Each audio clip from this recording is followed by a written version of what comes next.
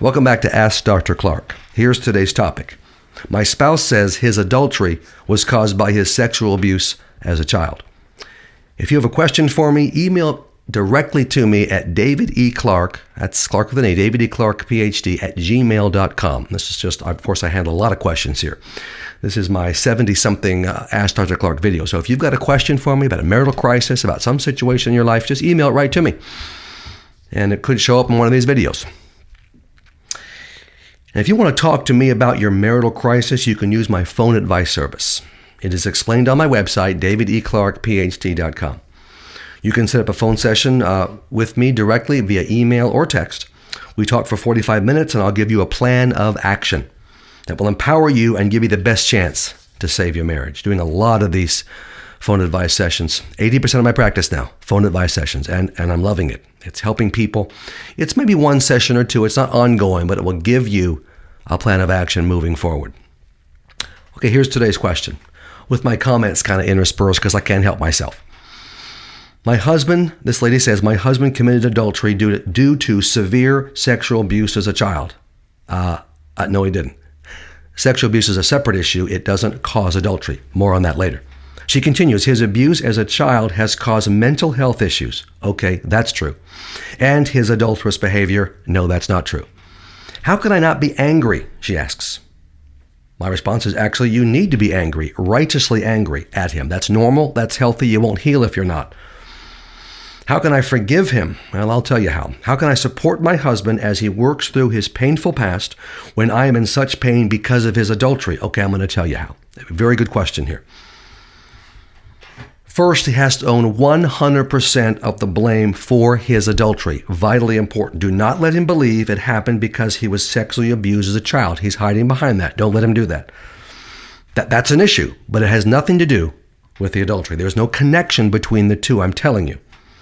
If you allow him to excuse his adultery, he won't heal and your marriage won't heal.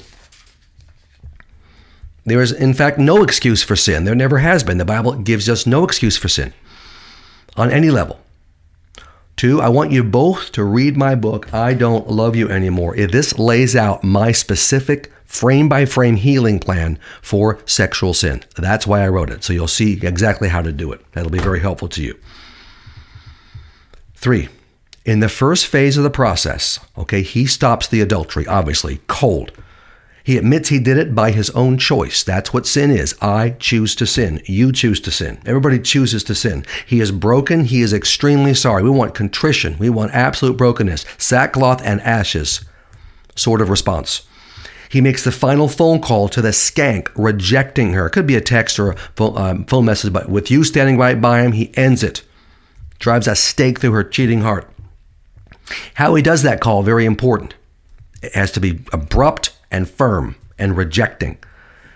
He tells you the entire truth verbally about the adultery. Nothing's held back. You have to know the whole story. This is phase 1 here. Now, the two of you will have many conversations about his adultery. I call it the mode in my book, I Don't Love You Anymore. As you vent your feelings over and over, hurt, anger, outrage, you ask questions. He is patient, he is kind, he is loving. How the sinner responds to you, your healing, is vitally important. He doesn't get to be impatient and say, we already talked about that, or I said I was sorry. No. This is going to be several months minimum of dealing with it head on, every day. He helps you heal. That's his job. He made the mistake, now he helps you heal.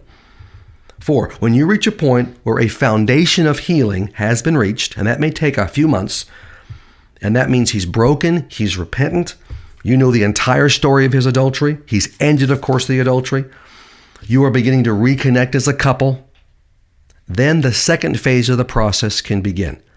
And that's where he starts individual therapy for his childhood sexual abuse. This will take months. It's not going to be fast.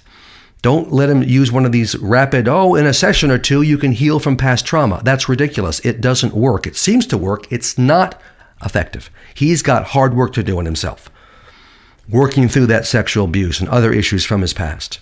Now, as he's doing his work, he tells you about it. You're involved in it. You go through the process together. There's still some talking about, of course, the adultery, but that kind of subsides as he focuses on his issues. He'll sign a release with his therapist so you can get regular updates as well. Now, as he does his individual work, you need to work with your own counselor. You need to heal from what he's done to you.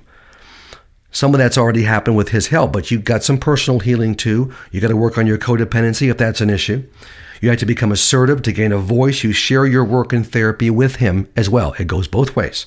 So you're both like on parallel tracks. When he has healed and you have healed sufficiently, you go back and finish the recovery work on his adultery, and your individual counselors can coordinate this. You kind of go back to the I Don't Love You Anymore book and you finish up. He will write his document. It's all explained in the book, but he will write out the story of his adultery. All of it, details, and he'll read that to you. You'll do your document of response. Here's what your adultery has meant to me. Here's what it's done to me. 20 pages. It doesn't make a difference. You'll write that and you'll read that to him. And of course, you'll continue to do the mode as needed, talking and working it through. Real change happens over time, never quickly. 7, if your husband refuses to follow this plan of action, okay, now you're going to have to go the tough love route. I got a book for that too.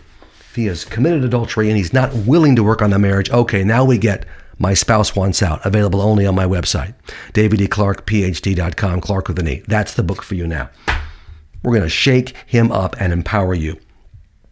Now, before I sign off, remember to subscribe to my YouTube channel. Tap the like button and leave a rating and a review. We're getting more and more of these subscribers, as well as the ratings and the reviews and the likes. And boy, it's making a difference. We're gathering steam. We're growing our influence, and we praise God for that. And thank you for that.